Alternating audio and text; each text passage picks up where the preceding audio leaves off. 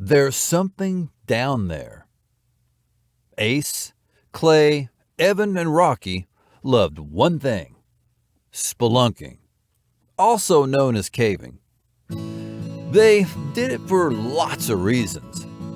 Ace liked to take pictures of the stalactite and stalagmite-laden caverns. Clay studied the ecological aspect of caves. Evan is accomplished in the surveying and mapping of caves. And Rocky digs the archaeological factor, pun intended. They all relished in the extreme sport prospect of exploring a new cave. They have explored caves all over the world for the past few years and have been through most of the caves out there. There are still a few caverns they haven't investigated, specifically the outshoots of the really big cave systems. They are so huge and so deep that it requires them to camp overnight in the cave to fully explore the depth. Oh, I don't know about that. And they really haven't gotten the chance to fully explore them until now. They were going to tackle one of their biggest adventures to date, Mammoth Caves. They lie in western Kentucky. More specifically, they were going to the Flint Ridge Cave system within Mammoth Caves. It's been surveyed to a length of 86.5 miles. That's going to take a long time to walk through. They plan to spend 3 days inside the cave without surfacing, but need to pack minimally. They're not going to make the 86 miles. They will each have 2 flashlights, a headlamp, helmet, gloves, warm clothes, knee pads, and food and water for 3 days. They will also each carry something vital to the trip. Ace will carry a compass, a map of the cave passages, and a camera. Evan will carry glow sticks, flagging tape to mark their trail, and extra batteries. Clay will pack the rope and climbing accessories. And Rocky will carry the first aid kit and the rebreather. On their way to the cave, they were dizzy with excitement, or just dizzy crazy. They talked about finding new passageways, archaeological remains and relics, taking pictures of epic stalactite caverns, and discovering new species of algae or mushrooms. Mostly, they were charged up about getting down and dirty in the most unexplored cave system. After arriving, they geared up and headed for the entrance. It was still the middle of the day, and that was good. They had a 1-mile hike to get to the entrance. As they were walking, they could hear the sounds of the Kentucky forest. Birds chirping, small animals running through the leaves, and water trickling in the distance. Sounds pretty nice. They finally arrived at the little-known entrance. It was given to them by a fellow spelunker. He said it's a shortcut to the deepest part of the cave. After a short break to catch their breath, they moved into the entrance. It was dark and foreboding. It started out tall enough to stand straight up, but that didn't last long. Soon, they were crouched down and scooting on their asses through narrow passageways. They came to the first fork in the road. Ace was leading the way since he had the map. They took the right fork. Evan marked it with a high visibility flag. A little while longer, and they came to a good-sized room. They walked to the middle and looked around.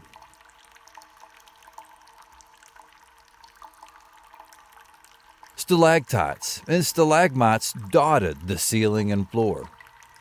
There were several passageways coming off the room. Ace checked his map, then his compass, and said, "It's this one," and pointed to an opening.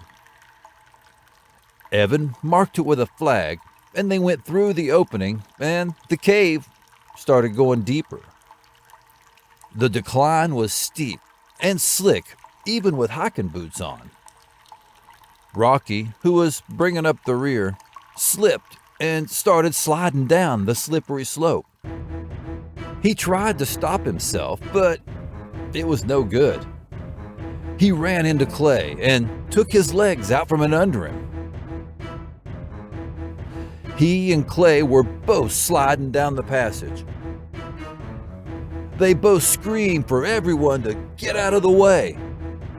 Ace and Evan skittishly dodged to the side and grabbed the wall. As they were sliding, Clay was able to grab a stalagmite protruding from the floor. His body jerked violently to a stop. Rocky wasn't so lucky. He kept slipping down the water slide from hell. His light disappeared behind a rock, and they heard a loud thump. "Fuck!" he yelled in pain. All three of them made their way towards the direction Rocky disappeared. They could hear Rocky groaning in agony. "Don't worry, buddy, we're almost there," reassured Ace. "Hurry up, guys. Something's moving around down here," Rocky painfully replied. They got to where the slide stopped and looked down. The gruesome scene shook them to their core. Rocky was about 20 feet below in the mud, and his leg was twisted behind his back. It was definitely broken.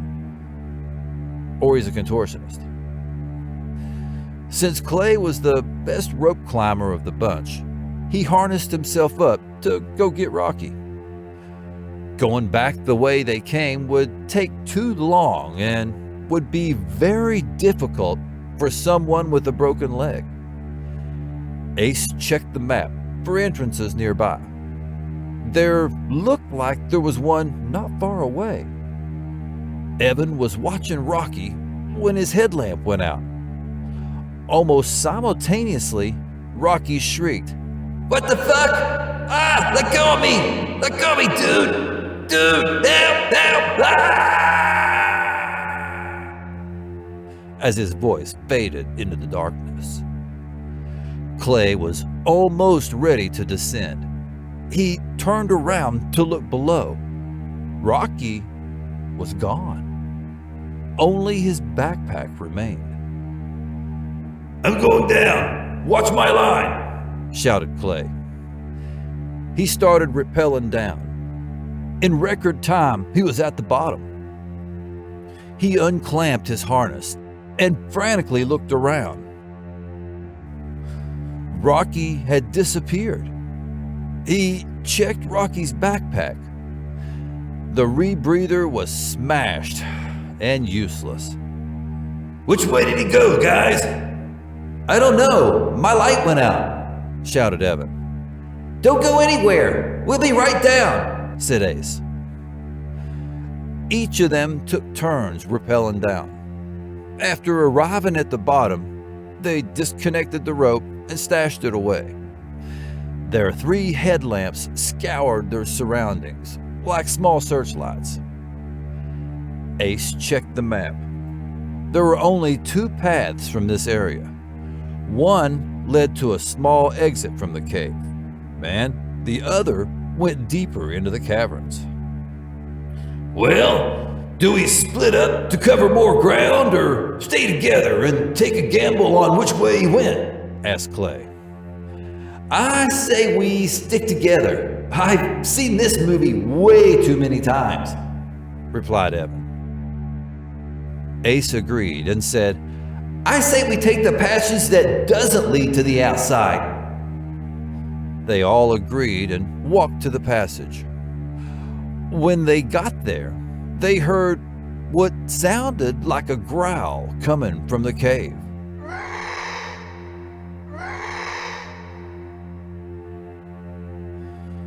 What the fuck was that? asked Evan as he laid down a glow stick. It's not any kind of cave dweller I've ever heard before, replied Clay. They left the gun in the car, thinking they wouldn't need it. Well, they were wrong there.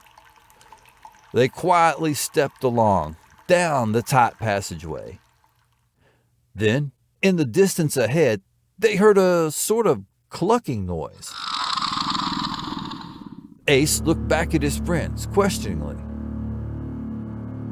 They gave him the "I don't know" look and shrugged their shoulders. As they forged along, Ace saw something move out of the corner of his eye. He darted his head in that direction. He saw a white foot disappear behind a rock. This way! Ace shouted and started running in that direction. Evan and Clay tried to keep up, but couldn't. Wait up, bro! Yeah, slow down, dude! As they were almost caught up with him, they heard him yell, "Ah! No! No! No!"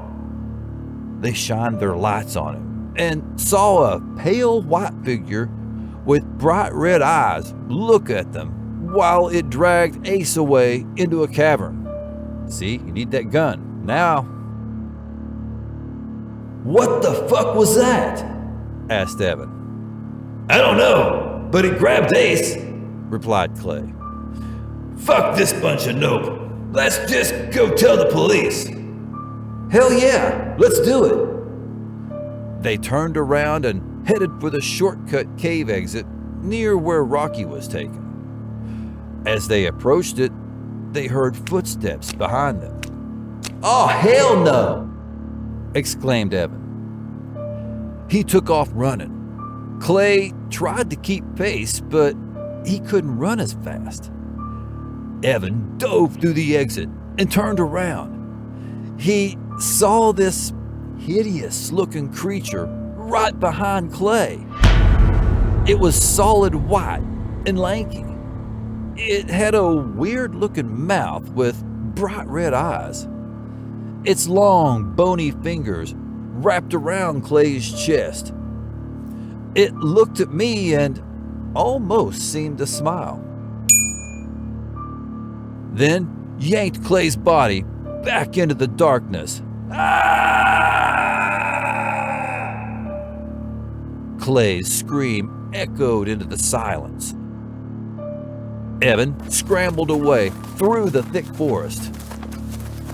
After he ran for what felt like miles, he stopped to catch his breath. It was dark outside now, and the sounds of the night were in full bloom.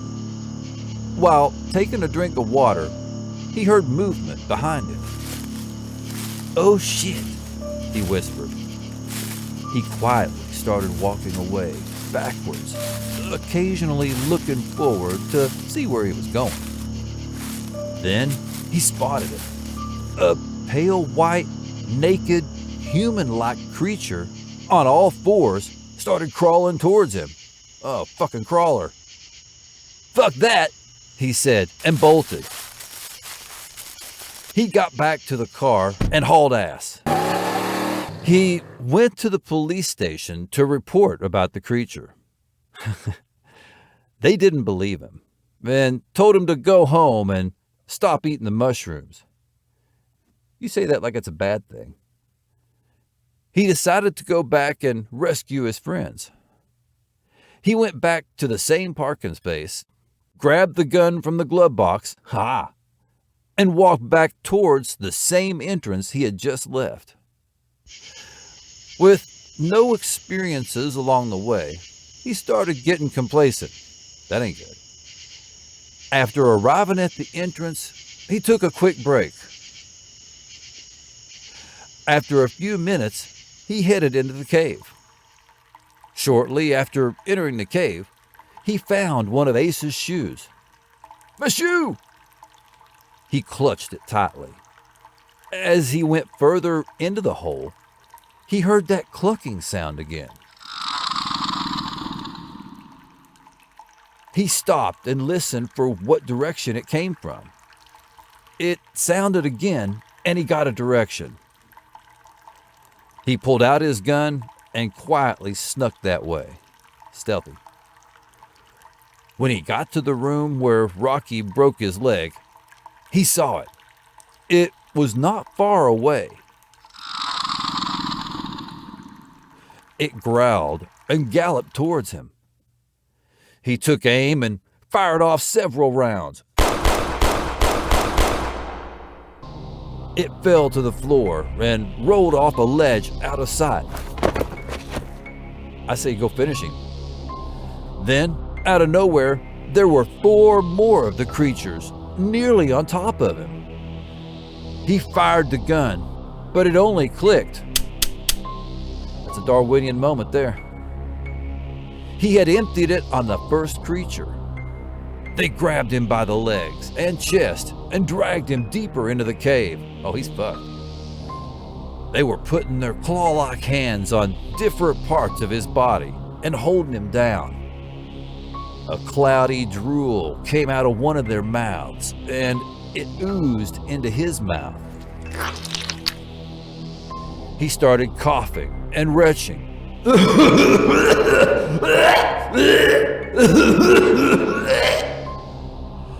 He twisted and jerked until he passed out. After what seemed like a long sleep, he opened his eyes. His vision was strange. Everything was black and white, and very bright for being in a cave.